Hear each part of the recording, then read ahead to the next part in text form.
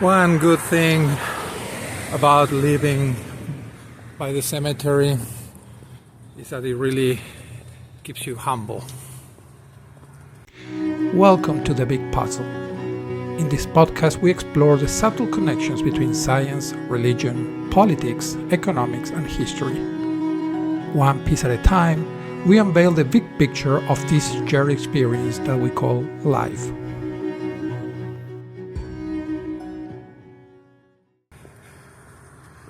So in our last video, we talked about why crowds are stupid. And we didn't exhaust all the potential pieces. So after that video talking to some people, I thought about a couple of pieces that are kind of interesting and actually connect to another big part of the big puzzle. It has to do with the Constitution of the United States, right? So the framers of the Constitution were really smart, and they really understood the human nature. They understood that people could be very good, but also they could be very bad. And they understood, in particular, James Madison, he mentioned several times in the Federalist Papers this concept of crowds being passionate, right? And when he discussed the size of the different parts of the government, he often emphasized that. And there's two things that were considered in the original Constitution. One is still remaining, but it's under strong attack. And the other one has been changed through an amendment that I think that, in my opinion, were in the wrong direction. So one of that has to do, the one that actually changes the way the senators are elected. And basically the way it was intended was for the different state legislatures to pick the two senators from each state. And in the context of crowds being stupid, that really makes sense because it reduces the number of people that are making the decision about who should be representing the state. I think it's the 17th amendment that changed that. Well, now there's really not that much difference between a senator and a House representative. Both are just elected by population in general. The idea of the House representatives was to have districts, so not the whole state. There were districts with a fixed population that will be selecting their representatives that were supposed to represent them. The senators, on the other hand, are still supposed to represent the state. So this idea of having the legislatures selecting the senators was, I think, a very important thing that we lost because, well, several reasons. I'm not an expert in the history, but from what I know, people were not doing the things correctly. And they decided just to get rid of that. The other one that is under strong attack that falls in the same category is the Electoral College. So now people, when they think about the Electoral College, they think that their main reason for existence is to bring some kind of balance, which is true. Sometimes, or in some places, have per capita more representatives than other places, more electors, should I say. And that was part of the issue, kind of bring some balance in the elections. But really, I think that the most important thing was to reduce the number of people that were selecting the president. Right? Now, if you voted in the United States, you probably elected some electors, and they voted for, in this case, Donald Trump. But do you know the name of your electors? And were they able to do any changes? Were they able to actually elect, or were just forced to do, what they had committed to do in advance? So that kind of defeats the whole purpose of having, an electoral college. I think that initially the idea was you pick some people who would make a good pick for president. It was not direct democracy.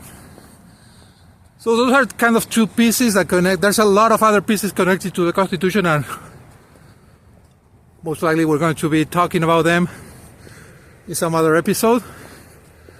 But there's another aspect also to consider, right? Sometimes it's good to be dumb. And this piece connects to a piece that we covered a couple of episodes ago when we talk about selfishness. When we talk about selfishness, we explained how our brain has different levels. And the more primitive levels are the more intuitive and have to do with emotions. And the more rational levels are at a high level, right? Even physically in our brains are organized that way. But also we connected that to Maslow's hierarchy of needs and his pyramid. Well, these concepts come again here. Why? Because in some cases when you're in the lowest part of the pyramid that has to do with survival, you might want to be dumb. You might want to follow the crowd. So the crowd, there's safety in numbers. There's safety in being part of the crowd. If you think about a herd, the outliers are eaten. But if they stay together, they are protected. So, think it this way. Let's say that you're walking the street and you see somebody running towards you. Well, you would look at that person, and at the very basic level, your brain will be looking at some hints. So it's somebody, you will look at the way they're running, their posture, their face, and then you will decide, okay, yeah, this is somebody exercising or something like that, and that wouldn't affect you. Now let's say that you see 10 people running towards you. Again, you do the same evaluation, but now you have a little more uneasiness about the situation, right? Why are 10 people running in the same direction? Does that affect you? And again, you would look at the faces, look at the way they're dressed, and you would make a decision based on that. That might calm your uneasiness or not. Now let's say there's 100 people running towards you. Again, you would do the same thing, but the uneasiness will be bigger, right? Maybe it's just people running a marathon and you ended up being in their path. But if you notice in the way they're running that, or in their faces in particular, that there's horror, there's terror, you wouldn't think anymore. You would join them and you will run. You will try to stop them and ask them questions why they're running. You won't try to rationalize or anything. You will just join it because it has to do with your own survival. Your brain, especially at those low levels, is wired to make these rapid decisions, right? It might make no sense, and you might even see some pranks in YouTube where people are actually doing that, and people are panicking and join them running. But yeah, it has to do with that it's affecting your lower primal part of the brain, that it's just for your survival. So how does the body help you with that? Well, it rewards you. It rewards you when you're joining a crowd. That's why you You got that sense of euphoria, that emotional response. And that's why you have to be careful, because your body is just thinking about survival, but sometimes it's not a survival situation. And you should be thinking about what you're doing. Maybe you're not in the right crowd, or maybe you're following things that you don't agree with, and doing things that go against your principles or your values. It's the same reason why you look for acceptance. You want to be accepted in a group. And sometimes, you have to consider, do I really want to be part of this group? The other thing is that the body punishes you if you oppose to a crowd. And again, it's a survival thing. Let's say that you believe that 1,000 people are wrong, and you want to confront them. Well, there's a lot of risk on doing that. Right? So the body doesn't want you to have to take that risk. So it would make you feel fear. Again, it's about the feelings, the emotions that happen at that level.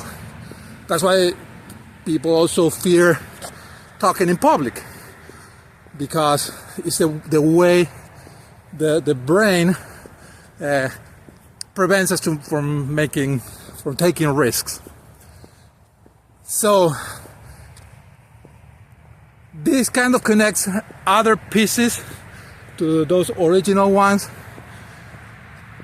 In conclusion, if you see people running in your direction and they're panicking, I suggest you to be dumb and join them. Run with them. And then try to figure out why they're running and what's going on. But this is not about one thing is good, the other thing is bad. It's not about using a rational brain. It's always the best thing to do. And it's not about just follow your deeper emotions. It really has to do with the context. And the problem is when you use them in the wrong context. So, I hope that this helped connected more pieces. I still hope that you find this interesting. Don't hesitate to leave a comment. I love to produce some debate and learn from different points of view. Maybe you have a different perspective about the things, or some better examples. So it would be good if you could share it with everybody in the comments. Also, I would invite you to subscribe. I don't know which format you like the best, if this walking around or the one sitting at my desk. Let me know. Invite other people. Again, the whole idea for this channel is to have some conversation initiators, let's say. That you go and meet with some friends, with family, and you say, hey, what do you think about this? And you throw a piece of the puzzle and then see where it takes you. It's really fun, and you could learn very interesting things. So with that, I hope you enjoyed it, and see you in the next one.